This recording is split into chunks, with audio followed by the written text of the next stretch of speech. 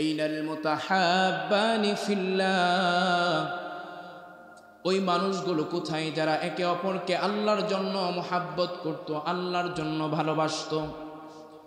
যারা আল্লাহকে মুহাব্বত করত, যারা আল্লাহকে ভালোবাসত, আল্লাহর মুহাব্বত পাওয়ার জন্য তারা মাহফিলে বসে ওয়াজ শুনত, কোরআনের আওয়াজ শুনত, তারা পছন্দ করত। এইভাবে যখন একজন ঘোষক ঘোষণা করবে, তখন সকল মানুষের মধ্য থেকে রাসূল বলেন ফায়াকুমুন, তখন কিছু মানুষ দাঁড়াবে, ওয়াহুম কালিল, তাদের সংখ্যাটা অল্পই হবে। আল্লাহ তাআলা বলবেন এদেরকে আরশে আজিমের নিচে স্থান করে দাও। এজন্য এই বসাটাও হতে পারে আমাদের নাজাতের জরিয়া, ঠিক কিনা বলেন? এজন্য ভাইয়েরা আমার, আল্লাহ তাআলা যখন আমাদেরকে নিয়ে এসছে, আমরা মনোযোগ সহকারে নিজের হেদায়েতের উদ্দেশ্যে প্রত্যেকেই, আমি নিজেও, আমরা কোরআনের হাদিস থেকে কথাগুলো শুনব। আল্লাহ তাআলা তৌফিক দান করুন। সম্মানিত উপস্থিতি, আল্লাহ রাব্বুল আলামিন মানুষকে দুটি ভাগে ভাগ করেছেন। মানুষের জীবন আল্লাহ তাআলা দুই ভাগে ভাগ করেছেন। একটি হচ্ছে নিয়ামত, আরেকটি হচ্ছে মুসিবত। এই দুই অবস্থার বাহিরে কোনো মানুষ নেই। অর্থাৎ পৃথিবীর সূচনা লগ্ন থেকে আজ পর্যন্ত যারা আসছে, যারা এখনো আছে, প্রত্যেকেই এই দুই অবস্থার ভিতরেই ছিল। এই দুই অবস্থার বাহিরে কেউ ছিল না। আমরাও এখানে যারা আছি, আমরাও এই দুই অবস্থার মাঝে আছি। হয়তো কেউ নিয়ামতে আছি, অথবা কেউ মুসিবতে আছে। নিয়ামত বলতে আল্লাহ তাআলা সুস্থ রেখেছেন, আল্লাহ তাআলা ফ্যামিলির আব্বু আম্মু, গোটা ফ্যামিলির সদস্যদের কেউ সুস্থ রেখেছেন, কেউ অসুস্থ নেই। আল্লাহ তাআলা রিজিকের পেরেশানি রাখেন নাই, অর্থাৎ নিয়ামত। পক্ষান্তরে মুসিবত, হ্যাঁ, নিজে অসুস্থ না থাকলে ফ্যামিলির অনেকে অসুস্থ আছে, ফ্যামিলির মাঝে রিজিকের পেরেশানি আছে। অর্থাৎ এই দুই অবস্থার বাহিরে কোনো মানুষ আছে ভাই? নাই। পৃথিবীতে এমন কোনো মানুষ পাওয়া যাবে না যে বলবে না আমি জীবনে কোনোদিন সুখ কি জিনিস এটা অনুভব করি নাই। আবার এমনও মানুষ পাওয়া যাবে না যে এই কথা বলবে না যে আমি জীবনে কোনোদিন অশান্তিতে ছিলাম না, এই কথাও কেউ বলতে পারবে না। অর্থাৎ প্রত্যেকে এই কথা বলতে বাধ্য হবে যে না, আলহামদুলিল্লাহ, আমি নিয়ামতে ছিলাম, আমি মুসিবতেও ছিলাম। এজন্য ভাইয়েরা আমার, এই দুই অবস্থার বাহিরে কেউ নয়। এজন্য প্রকৃতপক্ষে নিয়ামত হচ্ছে জান্নাতের নিয়ামত, প্রকৃতপক্ষে শান্তির জায়গা হচ্ছে জান্নাতের জায়গা। দুনিয়া এটা শান্তির জায়গা নয়। প্রকৃত শান্তি জান্নাত। যেই জান্নাতের ব্যাপারে আল্লাহ তাআলা বলেন জান্নাত এমন নিয়ামত, জান্নাতে যারা প্রবেশ করবে সেখানে মানুষের অশান্তি বলতে কোনো কিছুই থাকবে না, দুঃখ কষ্ট কোনো কিছুই থাকবে না, মানুষের পেরেশানি থাকবে না। অর্থাৎ প্রকৃতপক্ষে শান্তির জায়গা হচ্ছে জান্নাত। প্রকৃতপক্ষে শান্তির জায়গা কোথায় ভাই? জান্নাত। আর দুনিয়া এটা প্রকৃতপক্ষে শান্তির জায়গা নয়। এজন্য আল্লাহ রাব্বুল আলামিন হাদিসে কুদসির মাঝে বলেছেন, আমি আমার নেককার বান্দাদের জন্য এমন জান্নাত প্রস্তুত করে রেখেছি। আল্লাহ তাআলা বলেন আ'আদাতু লিইবাদিয়াস সালিহিন মা লা আইনুন রাআত ওয়া লা উযুনুন সামিআত ওয়া লা খাতারা আলা কলবি বাশার।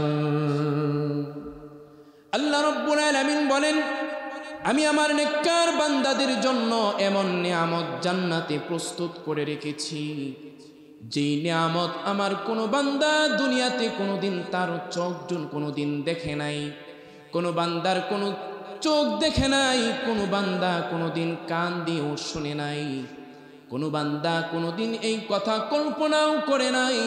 আমি আমার নেককার প্রিয় বান্দাদের জন্য প্রকৃত শান্তির জায়গা জান্নাতে রেখে দিয়েছি। সেই জান্নাতে আমার নেককার বান্দারা প্রবেশ করবে, সেখানে যারা চিরকাল থাকবে তাদেরকে কোনো দুঃখ কষ্ট সইতে হবে না। সেখানে আল্লাহ রাব্বুল আলামিন বলেন ওয়া ফিহা মা তাস্তাহিহিল আনফুসু ওয়া তালাজ্জুল আ'য়ুনু ওয়া আনতুম ফিহা খালিদুন। আল্লাহ তাআলা বলেন জান্নাত এমন এক জায়গার নাম যেখানে মানুষ চলাচলের জন্য, বসবাসের জন্য যা কিছু প্রয়োজন মানুষের, এমন জায়গা জান্নাত, যা দ্বারা তার হৃদয়ে জড়িয়ে যাবে, যা দেখলে তার নয়ন জড়িয়ে যাবে, এমন শান্তির জায়গা আল্লাহ রাব্বুল আলামিন তার নেককার বান্দাদেরকে প্রবেশ করাবেন। তারা সেখানে চিরকাল থাকবে, সেখান থেকে আরো কোনোদিন তাদেরকে আল্লাহ তাআলা বের করবেন না। এই জান্নাত এমন এক জায়গার নাম, আল্লাহ তাআলা বলেন জান্নাত এমন এক জায়গা, এমন এক বাগান, ওয়ালা খাউফুন আলাইহিম ওয়ালা হুম ইয়াহজানুন। জান্নাত এমন এক জায়গার নাম, আল্লাহ তাআলা বলেন সেখানে আমার কোনো বান্দার কোনো ভয় থাকবে না, কোনো দুশ্চিন্তাও থাকবে না। দুনিয়ার মাঝে একটা মানুষের টাকা বাড়ি, গাড়ি ভারী, অর্থ সম্পদ যা কিছুই থাকুক না কেন, যত সুখেই থাকুক না কেন, মানুষটার মাঝে মাঝে পেরেশানি আসে, আসে নাকি ভাই? দুঃখ আসে, কষ্ট আসে, পেরেশানি আসে। কিন্তু আল্লাহ বলেন জান্নাতে যারা প্রবেশ করবে তাদের কোনো কষ্টও থাকবে না, তাদের কোনো দুঃখও থাকবে না, তাদের কোনো পেরেশানিও থাকবে না। সেখানে থাকবে আল্লাহর প্রিয় বান্দারা। প্রকৃত শান্তির জায়গা হচ্ছে জান্নাত। প্রকৃত শান্তির জায়গা কোথায় ভাই? জান্নাত। এই জন্য আল্লাহ তাআলা এই জান্নাতের সুসংবাদ কাদেরকে আল্লাহ তাআলা দিয়েছেন কোরআনের মধ্যে, আল্লাহ সেটাও বলেছেন। সেই সুখের জায়গা, সেই শান্তির জায়গা কারা প্রবেশ করবে, কাদেরকে আল্লাহ তাআলা দিবেন, আল্লাহ রাব্বুল আলামিন কোরআনের মাঝে তাদেরকে উপস্থাপনা করেছেন। আল্লাহ তাআলা বলেন মাসালুল জান্নাতিল্লাতী উইদাল মুত্তাকুন। জান্নাতের সুসংবাদ আল্লাহ রাব্বুল আলামিন মুত্তাকিদেরকে দিয়েছেন। মুত্তাকিরা সেই চিরস্থায়ী জান্নাতে থাকবে। মুত্তাকি কারা আল্লাহ তাআলা সেটাও কোরআনের মাঝে তাদের পরিচয় তুলে ধরেছেন। আল্লাহ রাব্বুল আলামিন বলেন মুত্তাকি হচ্ছে ওই সমস্ত মানুষ, ওই শ্রেণীর মানুষগুলো মুত্তাকি। আল্লাহ রাব্বুল আলামিন বলেন আল্লাযীনা ইউমিনুনা বিল গায়ব ওয়া ইউকিমুনাস সালাতা ওয়া মিম্মা রাযাকনাহুম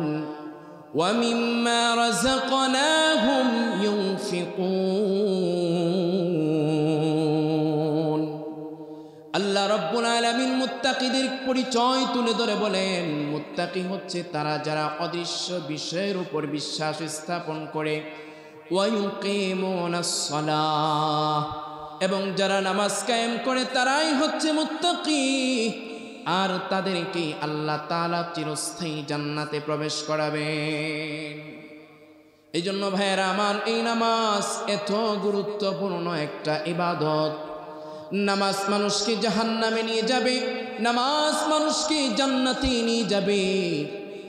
আল্লাহ রাব্বুল আলামিন কোরআনের মাঝে বলেন যখন মানুষগুলো যখন জান্নাতে চলে যাবে, আরেক শ্রেণীর মানুষ যখন জাহান্নামে চলে যাবে, ফারিকুন ফিল জান্নাতি ওয়া ফারিকুন ফিস সাঈর। একদল জান্নাতি আর একদল জাহান্নামী হবে। জান্নাতীরা যখন জান্নাতে যাবে, জাহান্নামীরা যখন জাহান্নামে প্রবেশ করবে, জান্নাতি ভাইয়েরা জাহান্নামীদেরকে জিজ্ঞেস করবে মা সালাকাকুম ফি সাকর, হে ভাই তোমাদেরকে কোন জিনিসের কারণে জাহান্নামে আসতে হলো? কারণ তুমি আমি একই গ্রামে বড় হয়েছি, একই সাথে পড়াশোনা করেছি, একই সাথে ব্যবসা বাণিজ্য করেছি, চাকরি বাকরি করেছি, একই সাথে বাজারে গিয়েছি, একই কাজকর্ম করতাম ভাই, আজকে তোমাকে কেন জাহান্নামে আসতে হলো ভাই বলো? তখন জাহান্নামী ব্যক্তিগুলো উত্তর দিয়ে বলবে, জান্নাতীদেরকে উদ্দেশ্য করবে, ভাই আজকে জাহান্নামে আসার এক নাম্বার কারণ হলো ক্বালু লাম নাকু মিনাল মুসাল্লিন, তোমাদের সাথে ঠিকই দুনিয়াতে চলতাম, তোমাদের সাথে ঠিকই চলাফেরা করতাম, ব্যবসা বাণিজ্য করতাম, চাকরি বাকরি করতাম, কথাবার্তা বলতাম, তোমাদের সাথে আমাদের আত্মীয়তার সম্পর্ক ছিল ভাই। কিন্তু যখন আজান হয়ে যাইত তোমরা মসজিদে যাইতে আর আমরা নামাজ পড়তাম না। এই জাহান্নামে যাওয়ার কারণ হলো, 1 নাম্বার কারণ বলবে আমরা নামাজ না পড়ার কারণে আল্লাহ তাআলা জাহান্নামে নিক্ষেপ করলো। এই জন্য ভাইয়েরা আমার, জাহান্নামে যাওয়ার 1 নম্বর কারণ হবে সেদিন ক্বালু লাম নাকু মিনাল মুসাল্লিন, নামাজ না পড়ার কারণে জাহান্নামে মানুষের যাইতে হবে। আজকে মুসলমান শান্তি খুঁজে, শান্তি কোথায়? শান্তি সিজদার মাধ্যমে। সাহাবায়ে কেরাম যখন কোনো কঠিন সমস্যার সম্মুখীন হতেন সাথে সাথে নামাজে দাঁড়িয়ে যাইতেন। আল্লাহর নবীর সাহাবী বলেন, নবীজি যখন কোনো বালা মুসিবতে পড়ে যাইতেন নবীজি কি করতেন? কানা রাসূলুল্লাহ সাল্লাল্লাহু আলাইহি ওয়াসাল্লাম ইযা হাযাবাহু আমরুন বাদারা ইলাস সালাহ, পয়গম্বর যখন কোনো কঠিন সমস্যার সম্মুখীন হতেন সাথে সাথে নামাজে পড়ে যাইতেন, নামাজের মাধ্যমে কঠিন সমস্যাকে সমাধান করে নিতেন। আজকে আমরা পেরেশানি হলে আমরা মানুষের পিছনে দৌড়াই, অথচ যখনই কোনো বালা মুসিবত আমার আপনার আসবে সর্বপ্রথম আমার আপনার কাজ হবে আমি আপনি নামাজ পড়ে আল্লাহর কাছে এই কাজ থেকে, এই মুসিবত থেকে যেন আল্লাহ তাআলা আমাকে আপনাকে ফারিক রাখেন, আল্লাহ তাআলা যেন সহজ করে রাখেন, সেই জন্য দোয়া করতে হবে আমার। এই জন্য ভাইয়েরা আমার, নামাজ যদি কোনো ব্যক্তি পড়ে ঠিক মতনে, সে যেন তার ইসলাম ধর্মটাকেই ঠিক রাখলো। আল্লাহর নবী হাদিসের মাঝে বলেন, as-salatu imaduddin man aqamaha faqad aqamaddin wa man hadamaha faqad hadamaddin। যে ব্যক্তি নামাজ পড়লো সে যেন ইসলাম ধর্মটাকে ঠিক রাখলো, যে ব্যক্তি নামাজ পড়লো না সে যেন ইসলাম ধর্মটাকে বিনষ্ট করে দিল। এই জন্য নামাজ এত গুরুত্বপূর্ণ একটি ইবাদত। আল্লাহ রাব্বুল আলামিন বলেন, উসজুদু ওয়াকতারিব, বান্দা সিজদা করো, মানে সিজদা করে নামাজ পড়ো এবং আমি আল্লাহর সবচেয়ে নিকটবর্তী হয়ে যাও। আল্লাহর নবী হাদিসের মাঝে বলেন, একটা মানুষ আল্লাহর কাছে তখনই সবচেয়ে কাছাকাছি হয়ে যায়। আল্লাহর নবী বলেন, আকরাবু মা ইয়াকুনুল আবদু মির রাব্বিহি ওয়া হুয়া সাজিদুন। বান্দা যখন সিজদা করে সিজদার মাধ্যমে সে আল্লাহর নিকটবর্তী হয়ে যায়, সিজদার মাধ্যমে বান্দা আল্লাহর নিকটবর্তী হয়ে যায়।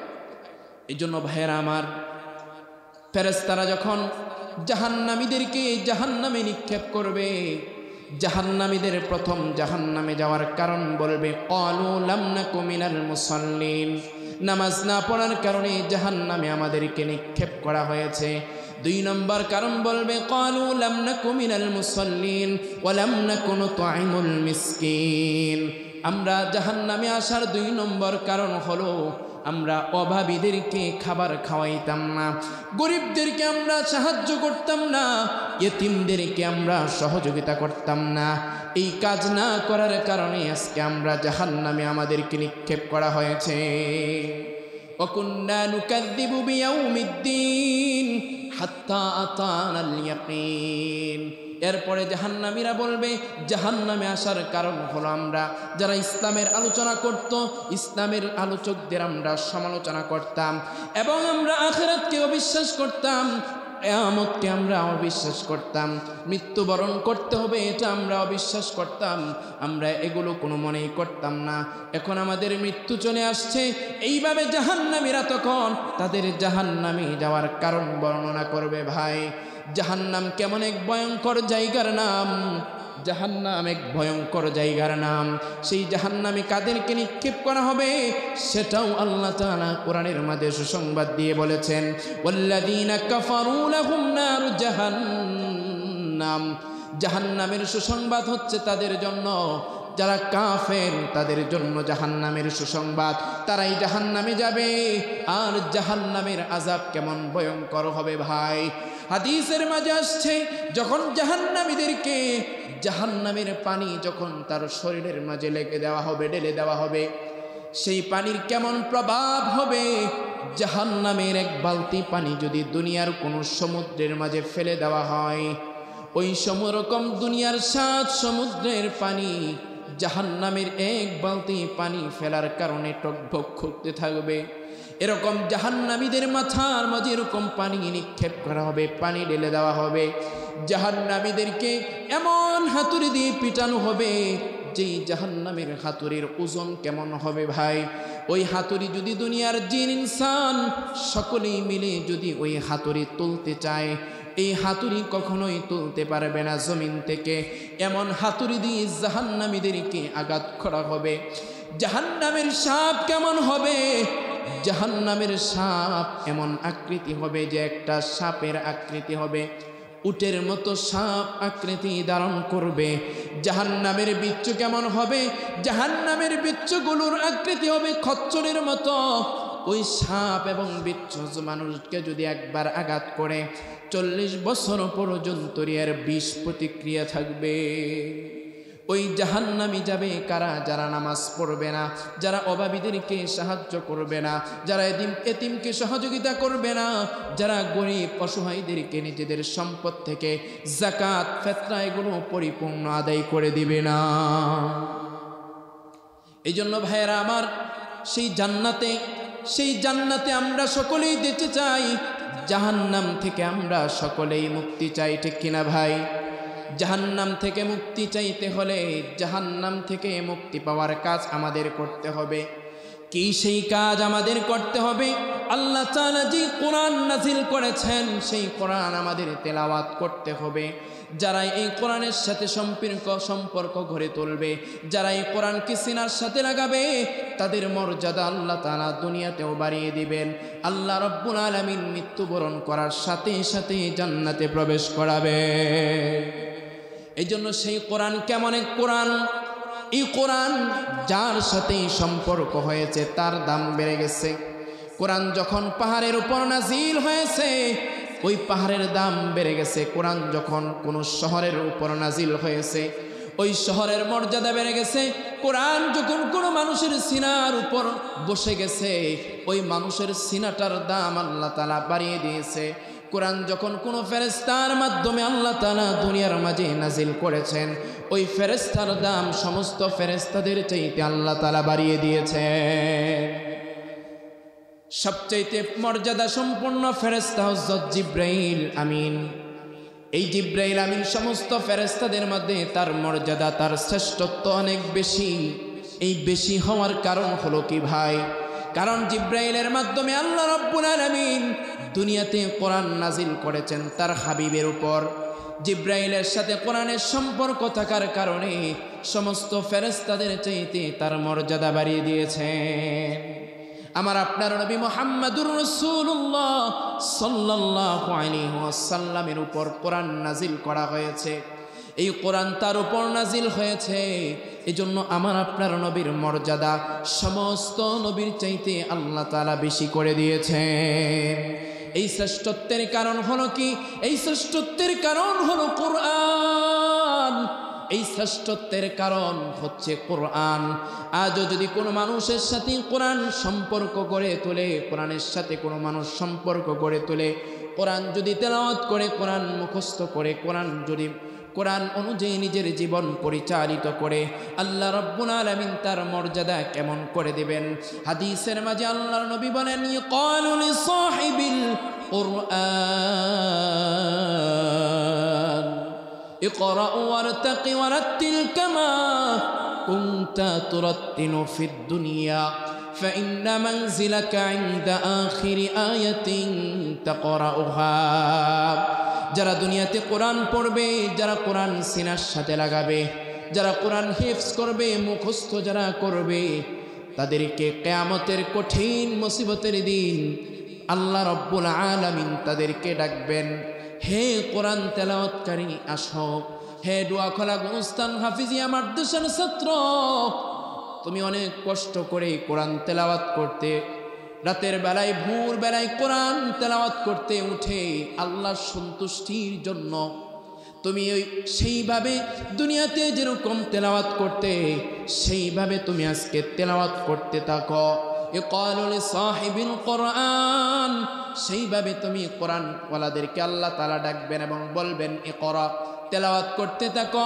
ওয়ারতাকি ওয়ারাত্তিল কামা কুনতা তুরাত্তিলু ফিদ দুনিয়া, যেরকম ভাবে তুমি দুনিয়াতে তেলাওয়াত করতে ওই রকম ভাবে ওই অবস্থায় তুমি তেলাওয়াত করতে থাকো।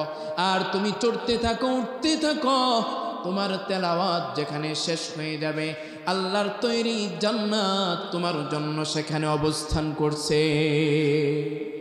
এই জন্য ভাইয়েরা আমার, কোরআন আমাদের পড়তে হবে। কোরআন অর্থই হচ্ছে পড়া। কোরআন আমাদের পড়তে হবে এবং কোরআন নিজেরা পড়ব এবং নিজেদের আমলের সাথে নিজেদের পারিবারিক, সামাজিক, রাষ্ট্রীয়ভাবে কোরআনের আইনগুলো বাস্তবায়ন করতে হবে। ঠিক কিনা ভাইয়েরা আমার?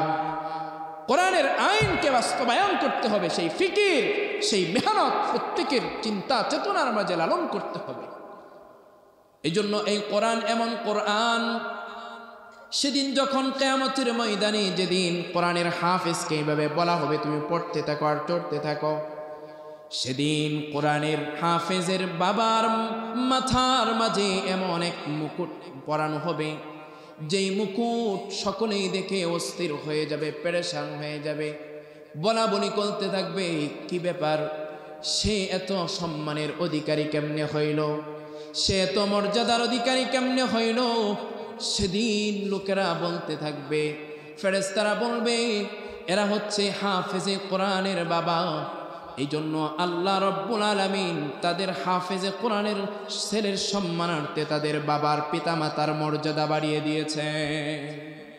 এই জন্য নিজেরাও কোরআন শিখব এবং সন্তানদেরকেও কোরআন শিখাতে হবে। এই কোরআন মানুষকে জাহান্নামে নিবে, কোরআন মানুষকে জান্নাতে নিবে। যারা কোরআন শিখবে, যারা কোরআনের নিয়ম কানুন মেনে কোরআন অনুযায়ী নিজের জীবন পরিচালনা করবে, কোরআন তাদের জন্য আল্লাহর কাছে সুপারিশ করবে। আল্লাহর কাছে সুপারিশ করে ওই মানুষগুলোকে আল্লাহর তৈরি জান্নাতে পৌঁছাবে।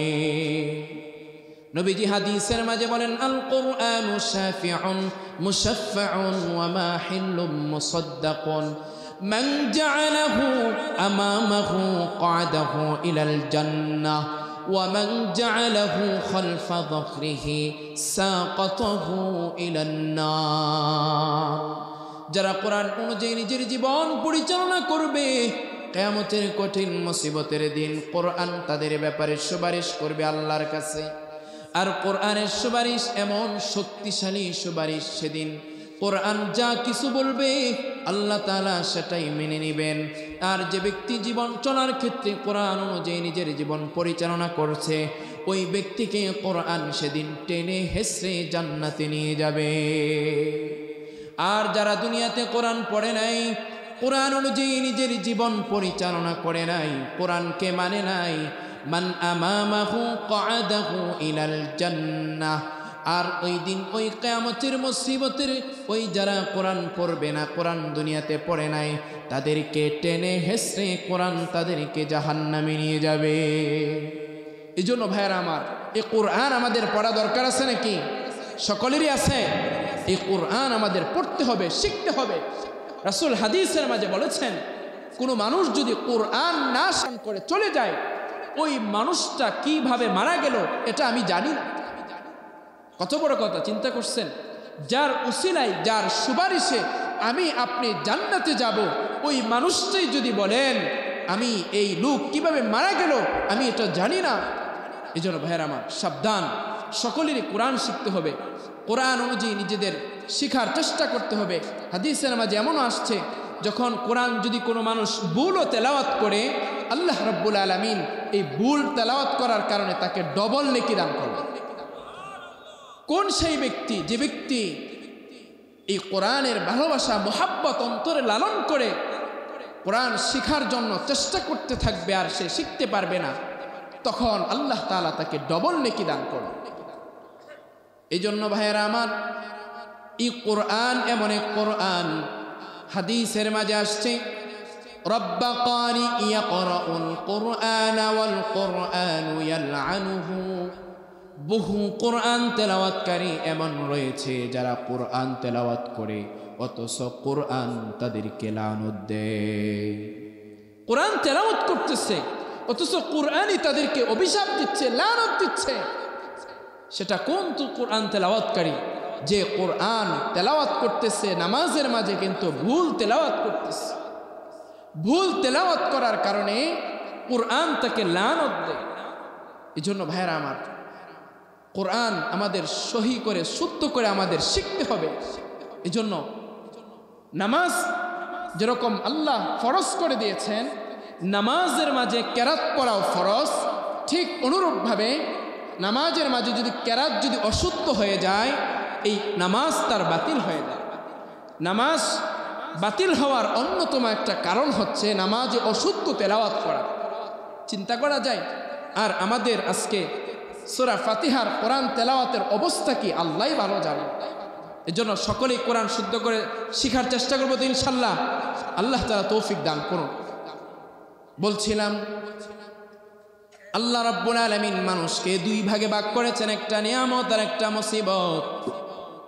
প্রকৃত শান্তির জায়গা হচ্ছে জান্নাত, প্রকৃতপক্ষে শান্তির জায়গা জান্নাত। সেই জান্নাতে আল্লাহ তাআলা কাদেরকে প্রবেশ করাবেন?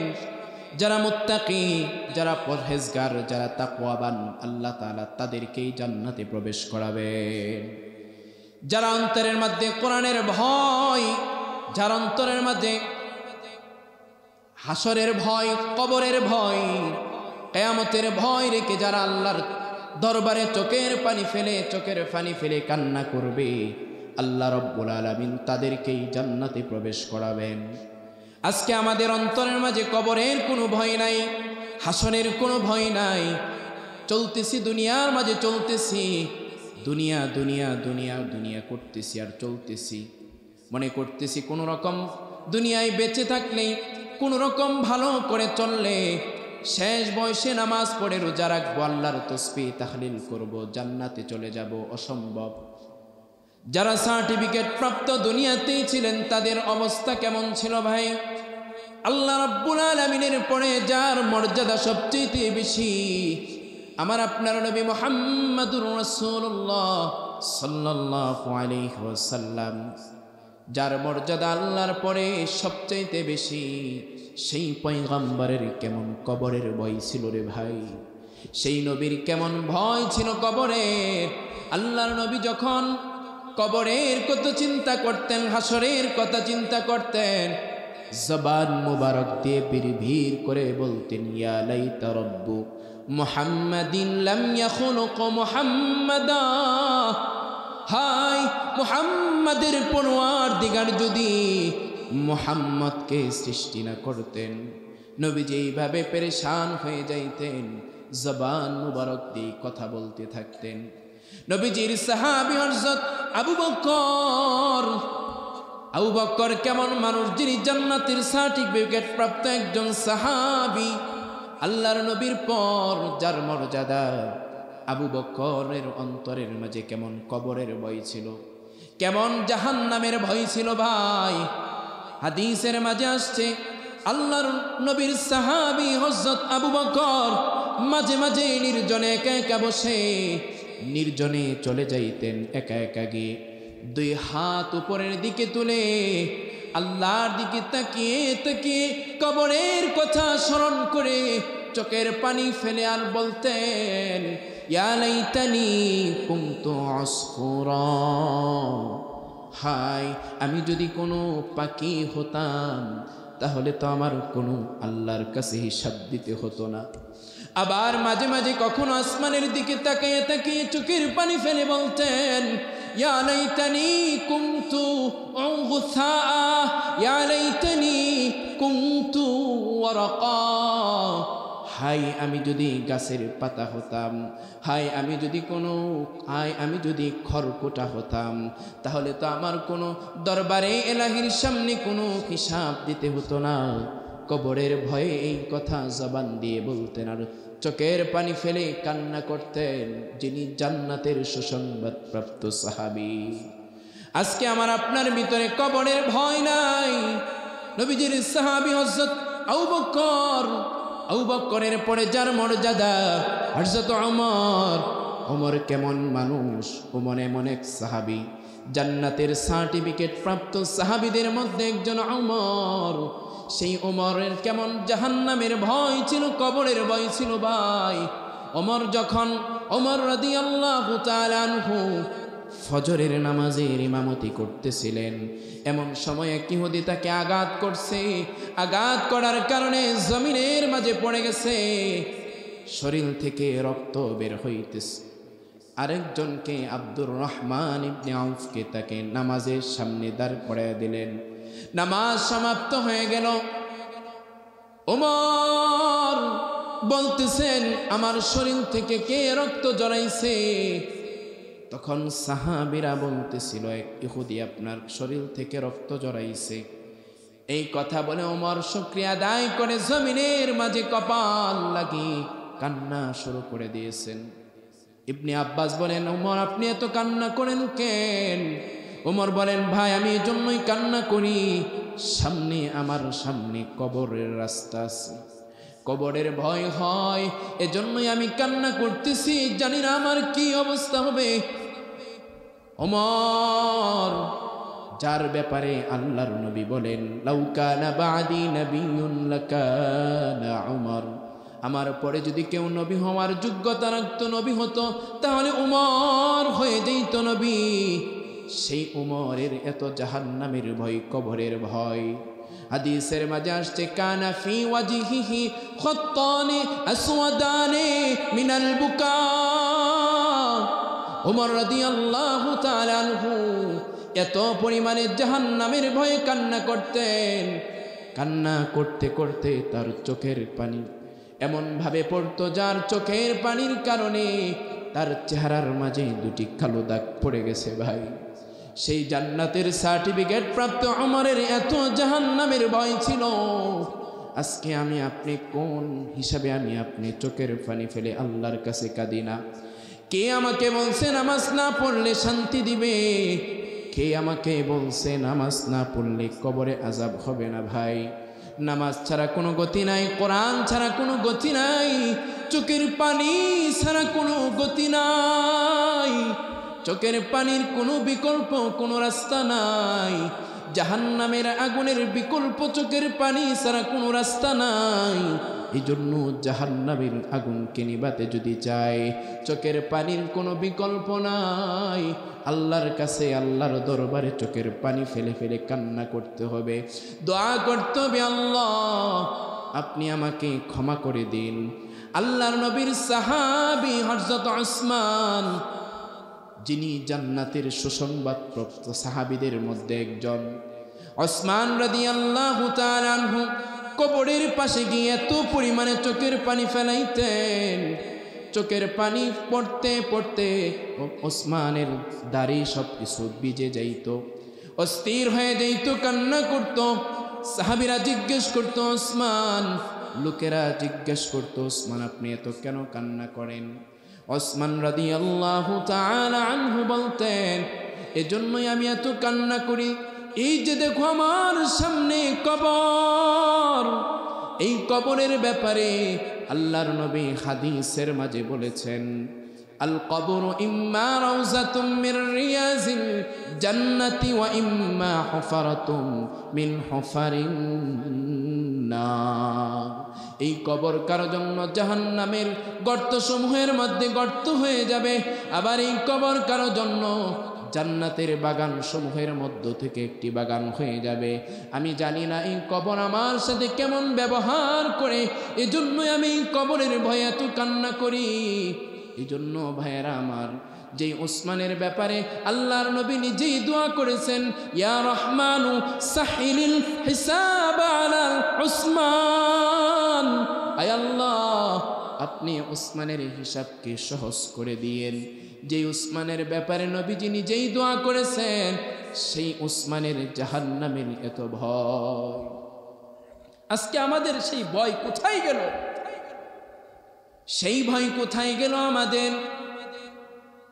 হযরত আব্দুল্লাহ ইবনুল মুবারক রাহমাতুল্লাহি আলাইহি, যিনি জগৎ বিখ্যাত একজন মুহাদ্দিস ছিলেন, উচ্চ স্তরের একজন বুজুর্গ ছিলেন, যার দর্শের মাঝে 40 থেকে 80 হাজার ছাত্র হাদিসের দর্শের মাঝে উপস্থিত হতো। এমন একজন বড় আলেম একদিন বাগদাদ শহরে হাদিসের দর্শ দিচ্ছেন, আর তার জবান থেকে হাসি আসছে, আলহামদুলিল্লাহ পড়ছে। আলহামদুলিল্লাহ পড়ার পর ছাত্ররা ইরহামুকাল্লাহ বলছে। ইরহামুকাল্লাহর এত বিকট আওয়াজ হয়েছে, বাগদাদ শহর পুরা প্রকম্পিত হয়ে গেছে। তখনকার বাদশার স্ত্রী বলতেছিল, আপনি এই দেখেন কত আওয়াজ, আপনি মানুষের বাদশাহী করেন, আর যুগের শ্রেষ্ঠ আলেম আব্দুল্লাহ ইবনুল মুবারক মানুষের কলবের অন্তরের বাদশাহী করে। এমন একজন উঁচু স্তরের আলেম, উঁচু স্তরের বুজুর্গ, যখন দাড়িগুলো তার পেকে গেছে, মৃত্যু শয্যায় যখন চলে আসছে, মৃত্যুর ধার প্রান্তে যখন চলে আসছে, ছাত্রদেরকে বলতেছে যে ছাত্ররা রে, আমার দেহটাকে তোমরা খাট থেকে, চকি থেকে জমিনের মাঝে রেখে দাও। ছাত্ররা অবাক হয়ে গেল, হুজুর কি বলতেছে? হুজুর, তার শরীর সুন্দর, এত বড় আলেম, তাকে আমরা কিভাবে চকি থেকে মাটির মাঝে নামাই? কিন্তু হুজুর উস্তাদ আদেশ করছে, এটা মানতে হবে, কারণ আল আমরু ফাওকাল আদাব, বড়দের কথা মান্য করা এটাও আদবের অন্তর্ভুক্ত। ছাত্ররা হযরত আব্দুল্লাহ ইবনুল মুবারকের দেহটাকে জমিনের মাঝে রেখে দিলেন। রেখে দেওয়ার পর আব্দুল্লাহ ইবনুল মুবারক তার পাকা দাড়িগুলোর মাঝে ধরে জমিনের মাঝে গড়াইতেছে, চিৎকার করে করে কান্না করতেছে, আল্লাহ, আয় আল্লাহ, আপনি এই দাড়ি পাকনা মানুষটার উপর আপনি রহম করুন। আল্লাহ, এই দাড়ি পাকনা লোকটার উপরে আপনি রহম করুন। আল্লাহ, আপনি তাকে মাফ করে দেন। ছাত্ররা অস্থির হয়ে চিল্লাইয়া কান্না করতেছে আর বলতেছে, এত জগৎ বিখ্যাত একজন আলেম, যিনি তাহাজ্জুদ নামাজ পড়েন, যিনি এত আবেদ, এত বড় আলেম, যার এত ছাত্র, কিন্তু এই কথা আল্লাহর কাছে বললেন না। আল্লাহ, আমি তো অনেক বড় একজন আলেম, আমি তো মুফতি মুহাদ্দিস, আমি তো মুফাসসির, হায় আল্লাহ, আমার এতগুলো ছাত্র আছে, আল্লাহ, এই কথা বলার কোনো সাহস পান নাই। একটাই কথা, আল্লাহ, আপনি পাকা দাড়ি লোকটার উপর আপনি রহম করুন। আজকে আমাদের সেই ভয় কোথায় চলে গেছে ভাই? আজকে আমি আলেমের মাঝেও সেই ভয় নাই, সেই পাকা দাড়ি মুরব্বীর মাঝেও সেই ভয় নাই। অথচ একটা জামানা এমন ছিল যে বাচ্চা, ছোট ছোট বাচ্চাদের অন্তরের ভিতরেও আল্লাহর কবরের ভয় ছিল রে ভাই। বাদশা হারুনুর রশিদের আমলের একটা ছোট্ট ঘটনা। তখনকার একজন বুজুর্গ আল্লাহর ওলি ছিল, নাম ছিল তার বাহলুল মাজুজুব। বাহলুল মাজুজুব রাস্তা দিয়ে হাঁটছেন। কিছু দূর যাওয়ার পর কিছু বাচ্চাদেরকে দেখতে পান খেলাধুলা করতেছে। তাদের মধ্য থেকে এমন একজন ছোট বাচ্চা, সে নির্জনে একাকিত্ব হয়ে বসে আছে, কি যেন সে টেনশন করতেছে, চিন্তা করতেছে। আল্লাহর ওলি দেখে, দূর থেকে দেখে বলতেছে, না জানি বাচ্চাটা কোন কষ্টে বসে আছে। বাচ্চার কাছে গিয়ে আল্লাহর ওলি বলতেছে, হে বেটা তুমি কেন বসে আছো, খেলাধুলা করতেছো না তুমি? তখন বাচ্চা আল্লাহর ওলিকে ডাক দিয়ে বলে, আরে চাচা, আপনি কি কোরআনের এই আয়াত শুনেন নাই? আল্লাহ তাআলা বলেন, আফা হাসিবতুম আন্নামা খলাকনাকুম আবাসাও ওয়া আন্নাকুম ইলাইনা লা তুরজাউন।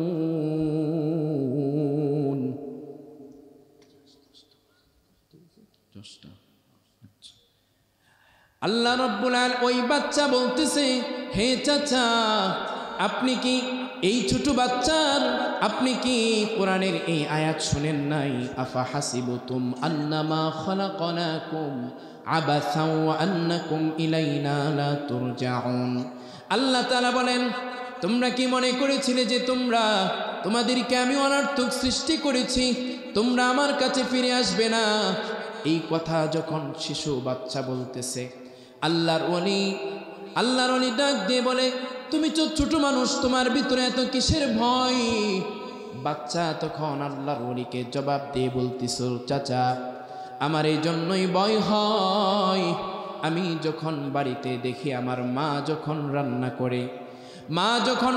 করে, রান্না করার সময় চুলার ভিতরে যখন মা আগুন ধরায়, তখন আগুন প্রাথমিকভাবে ধরানোর সময় ছোট ছোট লাকড়িগুলো দেয় আগুন ধরানোর জন্য, এরপরে বড় লাকড়িগুলো দেয়। আমি জানি না আমার আল্লাহ সেদিন আমার মতো ছোট ছোট বাচ্চাদেরকে দিয়ে প্রথমেই কি জাহান্নামে আগুন ধরায়। এজন্যই আমার সেই ভয় হয়, এজন্যই আমি নির্জনে একা বসে আছি। কি ভয় ছিল ছোট বাচ্চার অন্তরের ভিতরে ভাই। আজকে আমাদের বাচ্চাদের অবস্থা তো উল্টো। ছোট ছোট বাচ্চারা মোবাইল ছাড়া কিছুই বোঝে না।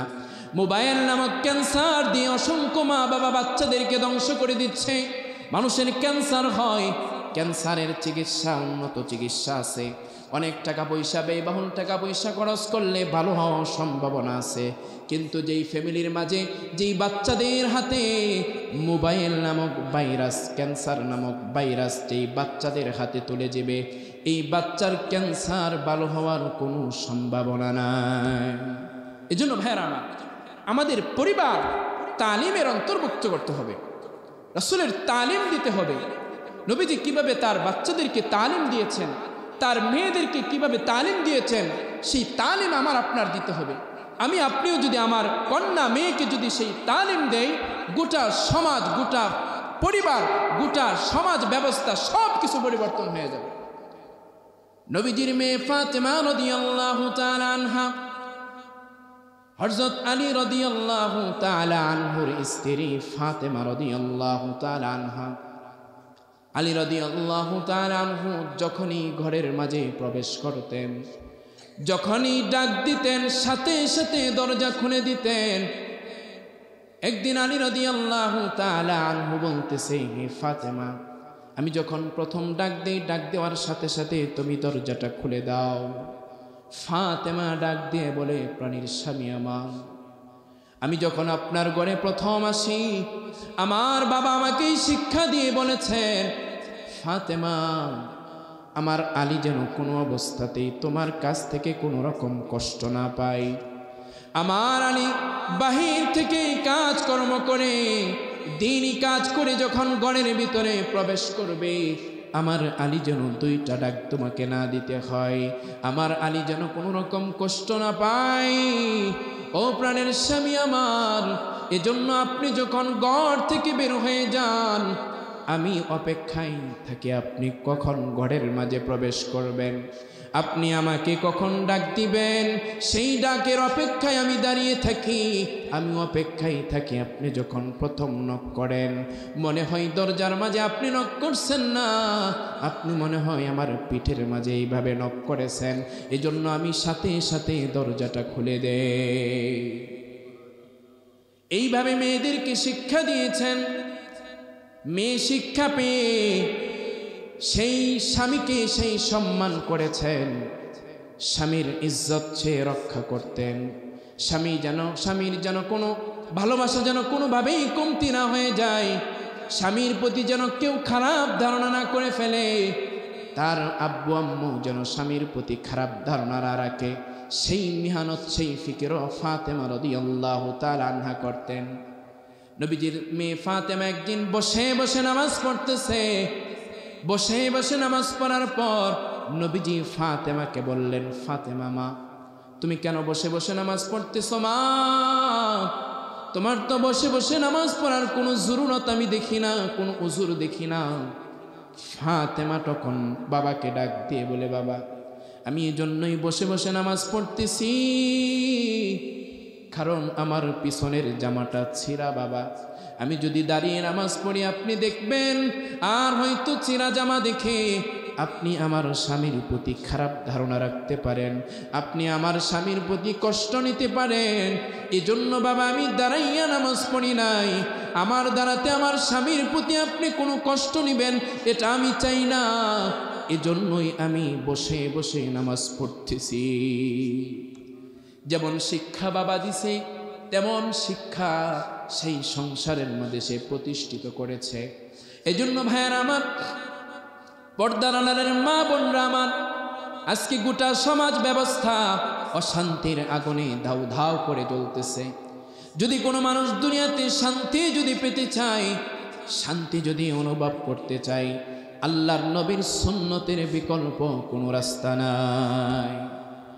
নবীজি সাল্লাল্লাহু আলাইহি সাল্লাম কেমন আদর্শ ছিল, ঘরের মাঝে যখন প্রবেশ করতেন, আম্মা জান আয়েশা সিদ্দিকা রাদিয়াল্লাহু তাআলা আনহা বলেন, আল্লাহর নবী যখন ঘরের মাঝে প্রবেশ করতেন স্ত্রীদেরকে সালাম দিতেন, এরপরে স্ত্রীদের সাথে মুসাফা করতেন, মুআনাকা করতেন, কপালে ঠোঁটে চুমু খেতেন, জিজ্ঞেস করতেন খাবার তৈরি হয়েছেনি, খাবার যদি দেরি হতো নবীজি সেই কাজের সাথেও সহযোগিতা করতেন। আজকেও যদি কোনো পুরুষ নবীজির এই সুন্নতের উপর আমল করে, এক সপ্তাহ আল্লাহ রাব্বুল আলামিন তার ফ্যামিলিটাকে দুনিয়াতে জান্নাতের বাগান বানিয়ে দেন।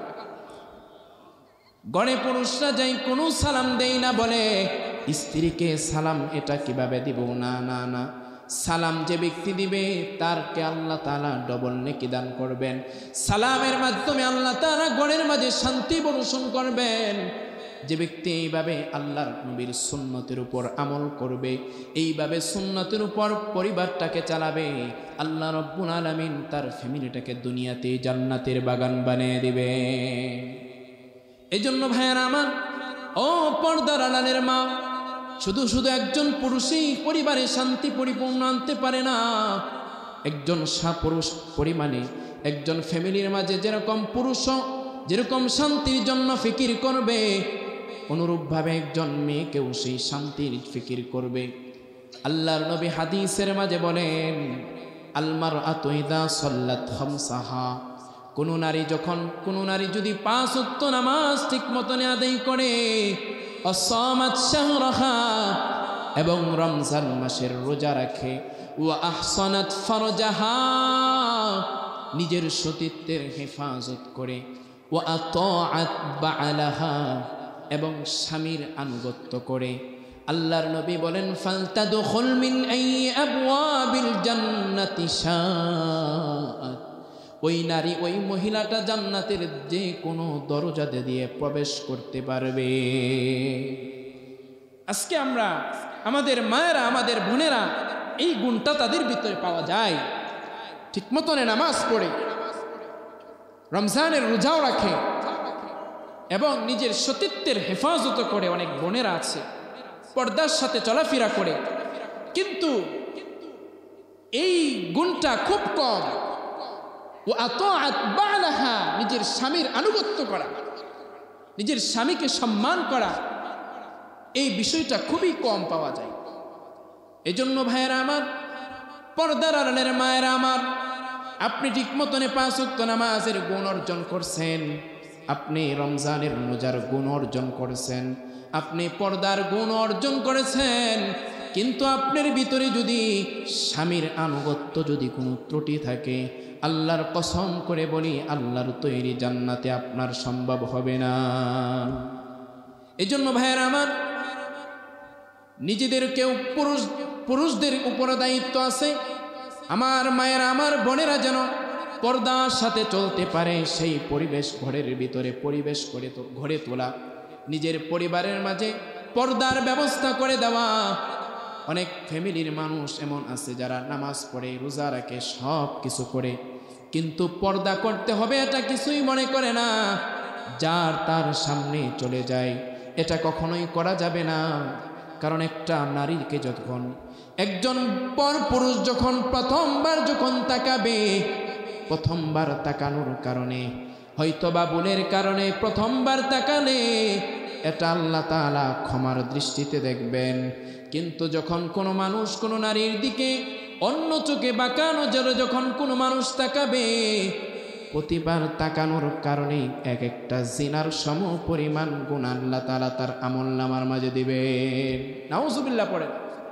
এজন্য ভাইয়েরা আমার মায়েদের পর্দার ব্যবস্থা করে দিতে হবে, অন্যথায় নামাজ রোজা হজ যাকাতের পাহাড় গড়ে তুললেও পর্দার ব্যবস্থা যদি আমি পিতা হয়ে না করে দেই, এই নামাজ রোজা পাহাড় নিয়েও আল্লাহর তৈরি জান্নাতের আশা করা যাবে না। এই জন্য ভাইয়েরা এই চোখ আল্লাহ তাআলা আমাকে আপনাকে কেন দিছে? আল্লাহ তাআলা বলেন, আলাম নাজআল লাহু আইনাইন, আলাম নাজআল লাহু আইনাইন, ও বান্দা, ওয়া লিসানাও ওয়া শাফাতাইন, ও বান্দা আমি কি তোমাকে দুইটা চোখ দেই নাই? আমি কি তোমাকে জবান দেই নাই? আমি কেন তোমাকে এই দুইটা চোখ দিয়েছি রে বান্দা? আমি তোমাকে এই জন্য দুইটা চোখ দিছি, এটি আমি আল্লাহর পক্ষ থেকে নিয়ামত। এই জন্যই আমি চোখ তোমাকে দিছি বান্দা। এই চোখ দিয়ে তুমি আমার কোরআন পড়বে রে বান্দা। ও বান্দা, এই চোখ আমি এই জন্যই তুমি দিছি, চোখ দিয়ে তোমার মাকে দৃষ্টিতে তাকাইবা, তোমার মাকে তাকাইতে দেখবা। ও বান্দা, আমি তোমাকে এই জন্যই চোখ দিছি আমার ঘর বাইতুল্লাহ দেখবা। ও বান্দা, আমি এই জন্যই চোখ দিছি আমার হাবিবের রওজা দেখবে। আমি এই জন্যই চোখ দিছি তুমি আলেম ওলামাদের কথাগুলো তাকাইয়া আল্লাহর ওলিদের দিকে তাকায়া দেখবে। এজন্যই আমি বান্দা চোখ দিছি তোমাকে।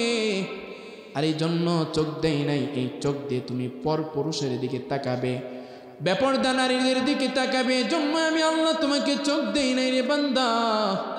এই চোখ কত দামি, এই জবান কত দামি। এই চোখ দিয়ে যদি কোনো মানুষ এক নজর কেউ যদি তার মায়ের দিকে তাকায় দেখে, আল্লাহর নবী বলেন যতবার মার দিকে তাকাবে ততবার আল্লাহ তাআলা ওই ব্যক্তির আমলনামার মাঝে কবুল হজের সব লিখে দিবে। এই চোখ কত মানুষ লক্ষ লক্ষ টাকা খরচ করে হজ করতে যায়, কিন্তু কোনো মানুষের হজ কবুল হয়েছে কি এটা কেউ বলতে পারবে? কেউ বলতে পারবে না। কিন্তু একটা মানুষ যতবার তার মায়ের দিকে তাকাবে এই চোখ দিয়ে ততবার আল্লাহ তাআলা তার আমলনামার মাঝে কবুল হজের সব লিখে দিবে। সাহাবী জিজ্ঞেস করতেছেন, ইয়া রাসূলুল্লাহ, কোনো মানুষ যদি বারবার তার মার দিকে তাকায়, বাবার দিকে তাকায়, তাহলে কি ওই বান্দার আমলনামার মাঝে বারবার আল্লাহ তাআলা কবুল হজের সব দিবেন? আল্লাহর নবী বলেন যতবার তাকাবে ততবারই তার আমলনামার মাঝে কবুল হজের সব দিবে। এই জন্য ভাইয়েরা আমার, আজকে সেই তাকাইলেই সব, সেই মা অনেকের হয়তো এই কবরস্থানে শুয়ে আছে, আজকে তাকায়া দেখতেছে সন্তান কবরের মাঝে শুয়ে শুয়ে বলতেছে, সন্তান গুনাহ করিস না, গুনাহ করলে আমার কবরের মাঝে আমার কষ্ট হয় রে সন্তান। এইভাবে তাকায়া ডাক দিয়ে বলতেছে, সন্তান আয় কোরআনের মাহফিলে, আয় কোরআনের মাহফিলে এসে আমার নামে এই কোরআনের মাহফিলে বেশি বেশি করে সদকা কর রে সন্তান। আমার রেখে আসা সম্পদ, সেই অর্থ সম্পদ থেকে ব্যয় কর, গরিবকে দে, অসহায়দেরকে দে, দান সদকা কর সন্তান। এইভাবে সন্তানদেরকে মায়েরা বলতে থাকে। হাদিসের মাঝে আসছে, কোনো মানুষ যখন দুনিয়া থেকে বিদায় নিয়ে চলে যায় তখন মানুষের 4টি আমল দুনিয়াতে চলতে থাকে। এর মধ্যে একটি আমল হচ্ছে ওয়ালাদুন সালিহুন। কোনো মানুষ যখন মৃত্যুবরণ করে তার নেককার সন্তান যদি দুনিয়াতে থাকে, ওই নেককার সন্তান যদি দোয়া করে আল্লাহ তাআলা এই দোয়া বাবাকে মাফ করে দেন। কোনো নেককার সন্তান যদি কোরআন তেলাওয়াত করে জিকির আজগার করে, কোনো সন্তান যদি বেশি বেশি কোরআন পড়ে জিকির করে, এই জিকির কোরআন কোনো সন্তান যদি দান সদকা বেশি বেশি করে, এগুলোর কারণে এগুলোর সবের একটা অংশ ওই মা বাবা কবরে শুয়ে শুয়ে পায়। এজন্য ভাইয়ারা আমার, আজকে আমরা এই চোখ দিয়ে বেগানা নারীর দিকে তাকায়া দেখি, চোখ দিয়ে মোবাইলের মাঝে অশ্লীলতা দেখি ভাই। এই চোখ আল্লাহ তাআলা অশ্লীলতা বেহায়াপনা দেখার জন্য দেয় নাই। এই চোখ দিছে আল্লাহর কোরআনের দিকে তাকিয়ে তাকিয়ে কোরআন পড়ার জন্য। এই জন্য এই চোখের দাম আল্লাহর কাছে অনেক বেশি। এরপরে আল্লাহ তাআলা বলেন, বান্দা আমি কি তোমাকে দুইটা ঠোঁট দেই নাই? আমি কি তোমাকে জবান দেই নাই? ও বান্দা, জবান আমি কিসের জন্য দিয়েছি রে বান্দা? জবান আমি এই জন্যই দিয়েছি তুমি কোরআন পড়বে। কারণ বান্দা, তোমার জবান দিয়ে যদি কোরআনের একটি অক্ষর পড়ো, মান ক্বারা হারফান মিন কিতাবিল্লাহি ফালাহু বিহি হাসানাতুন ওয়াল হাসানাতু বিআশরি আমসালিহা। لا أقول ألف لام ميم حرف ولكن ألف حرف ولام حرف وميم حرف। ও বান্দা, তুমি যখন কোরআনের একটি অক্ষর তেলাওয়াত করবে, তোমার আমল নামার মাঝে 10টি নেকি লিখে দেওয়া হবে। এজন্যই আমি আল্লাহ তোমাকে জবান দিয়েছি। আল্লাহর নবী হাদিসের মাঝে বলেন, যে ব্যক্তি দুটো জিনিসের জিম্মাদারি গ্রহণ করবে, ওই ব্যক্তিকে জান্নাতে নিয়ে যাওয়ার জিম্মাদারিও আমি হাবিব গ্রহণ করব। আল্লাহর নবী বলেন, মান ইয়াজমান লিমা বাইনা লিহিয়াইহি ওয়া মা বাইনা রিজলাইহি আজমাল্লাহুল জান্নাহ। আল্লাহর নবী বলেন, কোন মানুষ যদি তার জবান এবং তার লজ্জাস্থানকে হেফাজত করে, জবান এবং লজ্জাস্থানকে যদি কোনো মানুষ হেফাজত করে, আল্লাহর নবী বলেন ওই মানুষটাকে, এই দুই গুণ বিশিষ্ট মানুষটাকে জান্নাতে নিয়ে যাওয়ার জিম্মাদারি আমি হাবিব গ্রহণ করব। এজন্য ভাইয়ারা আমার, এই জবান দিয়ে আমাদের মানুষকে বকা দেওয়া যাবে না। জবান দিয়ে সত্য কথা বলতে হবে। জবান দিয়ে আমাদের কোরআন তেলাওয়াত করতে হবে। জবান দিয়ে সমাজে বিশৃঙ্খলা হলে জবান দিয়ে বিশৃঙ্খলা দূর করতে হবে। সমাজের মাঝে ভালোবাসা ছড়াতে হবে। জবান দিয়ে বেশি বেশি আল্লাহর জিকির করতে হবে। এজন্য আজকে আমরা জিকিরও করি না। জবান আল্লাহ তাআলা দিয়েছেন বেশি বেশি করে জিকির করার জন্য। এজন্য যার ভিতরে জিকির নাই, ওই ব্যক্তির দিল নাই, ওই ব্যক্তির যেন কোনো মূল্যই নেই। আল্লাহর এক বান্দা বলেন, ও দিল দিল নেহি, ও দিল দিল নেহি, জিস দিল মে আল্লাহ নেহি। ওই দিল দিল নয়, যেই দিলের মাঝে আল্লাহর ভালোবাসা, আল্লাহর প্রেম নয়, ওই দিল কখনোই পরিপূর্ণ দিল হতে পারে না। ওই মানুষটা পরিপূর্ণ মানুষ কখনোই হতে পারে না। যেই মানুষটার আমলের মাঝে নবীজির আখলাক নাই, যেই মানুষটার মাঝে নবীজির সুন্নত নাই, যেই ফ্যামিলির মাঝে নবীজির তালিম নাই, ওই ফ্যামিলিটা কোনো বসবাসের জায়গা কখনোই হতে পারে না ভাই। এজন্য ভাইয়েরা আমার, প্রত্যেকটা কাজ আমাদের দিল দিয়ে করতে হবে। প্রত্যেকটা কাজ আমাদের দিল দিয়ে করতে হবে। প্রত্যেকটা কাজ আমাদের ভালোবাসার সাথে করতে হবে। ভালোবাসা কেমন এক জিনিস, ভালোবাসার মাধ্যমে যদি কোনো কিছু করা হয়, একটা সময় জান দিয়ে দিতেও মানুষ দ্বিধাবোধ করে না। আল্লাহর নবী, আল্লাহ তাআলার পয়গম্বর হযরত ইব্রাহিম আলাইহিস সালাম বকরি নিয়ে যাচ্ছেন। বকরি নিয়ে যাওয়ার সময় বকরির পাল নিয়ে যাচ্ছেন। প্রতিমধ্যে একজন পথিক কি যেন তার জবান দিয়ে পড়তেছিল, সুবহানাজিল মুলকি ওয়াল মালাকুতি সুবহানাজিল ইজ্জতি ওয়াল আজমাতি ওয়াল কুদরতি। আল্লাহর গুণগান এইভাবে সে করতেছিল। ইব্রাহিম আলাইহিস সালাম বললেন, হে পথিক, তুমি জবান দিয়ে কি পড়তেছ? পথিক বলতেছে, আমি যা পড়তেছি। ইব্রাহিম আলাইহিস সালাম বললেন, তুমি আমাকে একটু শোনাও। পথিক বলতেছে, আমি যদি শোনাই তাহলে আপনি আমাকে কি দিবেন? পথিককে বলতেছিল, তুমি আমাকে যদি শোনাও তাহলে আমি আমার এই বকরির পাল থেকে অর্ধেক পাল আমি তোমাকে দিয়ে দিব। এবার শোনালেন পথিক। আবার শোনার পর ইব্রাহিম আলাইহিস সালামের প্রেমে পড়ে গেলেন। ইব্রাহিম আলাইহিস সালাম আবার বলতেছি, তুমি আবার আমাকে শোনাও। কারণ ইব্রাহিম আলাইহিস সালাম আল্লাহর পাগল ছিলেন। আবার শোনালে কি দিবেন? পথিক বলতেছে। ইব্রাহিম আলাইহিস সালাম বললেন, তুমি যদি আবার আমাকে শোনাও তাহলে আমি তোমাকে বাকি বকরির পালগুলো দিয়ে দিব। বাকি বকরির পাল যখন দ্বিতীয়বার শোনালেন, দিয়ে দিলেন। প্রতীককে আবার বলতেছিলেন, তুমি আবার আমাকে আবার শোনাও। এবার প্রতীক বলতেছে, আবার যদি শোনাই তুমি আমাকে কে দিবে বলো। এবার প্রতীককে ইব্রাহিম আলাইহিস সালাম বলতেছে, প্রতীক তুমি যদি আমাকে আবার শোনাও, আমার কাছে দেওয়ার মতো যা কিছু ছিল আমি সব কিছু তোমাকে দিয়ে দিছি। এখন যদি তুমি আমাকে শোনাও তাহলে আমি তোমাকে বকরিগুলোর রাখালি করার জন্য আমি প্রস্তুত। তারপরেও তুমি আমাকে শোনাও। এটা কিসের থেকে আসছে ভাই? এটা প্রেমের থেকে আসছে, ভালোবাসার মাধ্যমে আসছে। এরপরে প্রতীক বলতেছিল, আমি কোনো প্রতীক নয়, আমি আল্লাহর পক্ষ থেকে একজন ফেরেশতা। আমাকে আল্লাহ তাআলা প্রেরণ করেছেন যাতে করে বুঝাচ্ছেন আল্লাহর তাসবিহ, আল্লাহর গুণগান করলে তোমার অন্তরের মাঝে কেমন প্রভাব পড়ে। এজন্যই আল্লাহ তাআলা আমাকে প্রেরণ করেছেন। ভাইয়েরা আমার, বলার উদ্দেশ্য হলো আজকে আমরা নামাজ পড়ি, রোজা রাখি, দান সদকা করি, ওয়াজ মাহফিলে আসি, কিন্তু আসি ঠিক আছে, আসি এই নয়তে কে কতটুক সুন্দর বয়ান করছে। আমাদের ওয়াজ মাহফিলে আসতে হবে, নামাজ পড়তে হবে, দান সদকা করতে হবে, এই নয়তে আল্লাহকে সন্তুষ্ট করার উদ্দেশ্যে।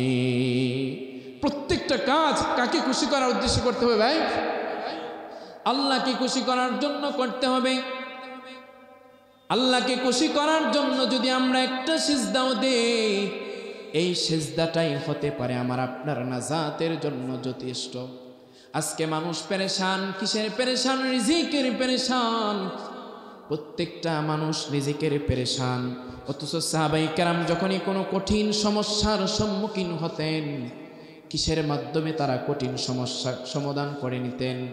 সাহাবায়ে কেরাম যখনই কোনো মুসিবতের মাঝে পড়তেন, সাথে সাথে তারা নামাজে দাঁড়িয়ে যাইতেন। নামাজে দাঁড়িয়ে দাঁড়িয়ে তাদের সমস্যাগুলো সমাধান করে নিতেন। আজকে আমাদের উপর যদি সামান্য কোনো বালা মুসিবত আসে, আমরা ব্যঙ্গে পড়ি, অস্থির হয়ে যাই। ভাইয়েরা আমার, শুরুতেই বলছিলাম দুনিয়া এটা প্রকৃত শান্তির জায়গা না, এটা অশান্তির জায়গা, এটা কষ্টের জায়গা। এই কষ্ট থেকে নবী রাসূলরাও পার পাই নাই। নবী রাসূলরা অনেক কষ্ট করেছেন, সবচেয়ে বেশি কষ্ট করেছেন আমার আপনার নবী মুহাম্মদুর রাসূলুল্লাহ। কেমন কষ্ট করেছেন দুনিয়ার মাঝে? আল্লাহর নবী হাদিসের মাঝে বলেন, উযিতু ফিল্লাহি মা লাম ইউযা আহাদুন। আল্লাহর নবী বলেন, আমাকে আল্লাহর রাস্তায়, দ্বীনের রাস্তায় এত পরিমাণে কষ্ট সহ্য করা হয়েছে যে আর এত পরিমাণে কেউ কষ্ট সহ্য করে নাই। এত পরিমাণ আমার আপনার নবীকে এত পরিমাণে কষ্ট সহ্য করতে হয়েছে, এত পরিমাণ কষ্টের সম্মুখীন হয়েছে। নবীজি সাল্লাল্লাহু আলাইহি সাল্লাম এই দ্বীনকে জিন্দা রাখার জন্য, দ্বীনের দাওয়াতকে টিকিয়ে রাখার জন্য কি পরিমাণ কষ্ট সহ্য করেছেন।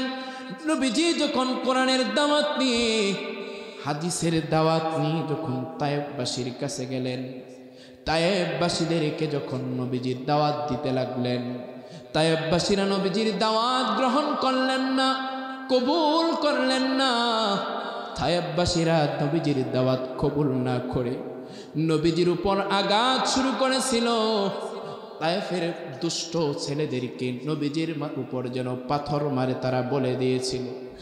এইভাবে নবীজি যখন দাওয়াতের কাজ করতে গেছেন, নবীজিকে তায়েফবাসীর এরকমভাবে পাথর নিক্ষেপ করছে। এমন পাথর, নবীজির পালক পুত্র যায়েদ বলেন, নবীজির শরীরে এমন পাথরগুলো নিক্ষেপ করছে, সেই পাথরগুলো যখন নবীজির শরীর মুবারক থেকে যখন খুলতাম, ওই পাথরের স্থান থেকে রক্ত ফিকনি দিয়ে বের হইত। এমনভাবে পাথর নিক্ষেপ করছে, একবার নয়, দুইবার নয়, তিনবার এইভাবে নবীজিকে আঘাত করে প্রথমে জমিনের মাঝে আঘাত করতে করতে নবীজি জমিনে পড়ে যাইত। কাফেরের দুষ্ট লোকেরা আবার নবীজিকে তুলতেন, আবার পাথর মারতেন, আবার তুলতেন, একবার নয়, দুইবার নয়, তিনবার। এরপরে আল্লাহর নবী আসমানের দিকে তাকায়া বললেন, আল্লাহ, হায় আল্লাহ, আপনি কাদের হাতে আমাকে তুলে দিয়েছেন? নবীজি কথা যখন সেদিন বলেছিল, নবীজির এই কথা শুনে গোটা আকাশ বাতাস, আকাশবাসী ফেরেশতাকুল, জমিনবাসীও সকলেই তাদের চোখের পানি ফেলছে, সকলেই তারা কান্না করছে। এই আওয়াজ আল্লাহ তাআলাও শুনে ফেরেশতাকে পাঠাইলেন। ফেরেশতা জিবরাইল আমিন বলেন, ওগো আল্লাহর নবী, আপনাকে যেই তায়েববাসীরাই কষ্ট দিয়েছে গো আল্লাহর নবী, আল্লাহ তাআলা সব কিছু দেখেছেন। আপনি শুধু বলেন এই তায়েববাসীকে ফেরেশতাদেরকে আপনি বলেন, আপনি আমাকে বলেন তায়েববাসীকে ধ্বংস করে দে। আল্লাহর নবী তখনও তাদের ব্যাপারে বদদুয়া দেন নাই। নবীজি জবান দিয়ে বলতেছিল, না না, তাদেরকে বদদুয়া দিব না আমি, তাদেরকে ধ্বংস করতে হবে না। তারা কালিমা গ্রহণ না করো, তারা বুঝে না বুঝে তারা আমার উপর মারধর করতেছে। আল্লাহর নবীর উপর যখন এইভাবে আঘাত করত নিজের অধীনস্থ মানুষগুলো, নবীজি তখন জবান দিয়ে বলতেন, আল্লাহুম্মা গফির, আল্লাহুম্মা গফির লিকওমি ফাইন্নাহুম লা ইয়ালামুন।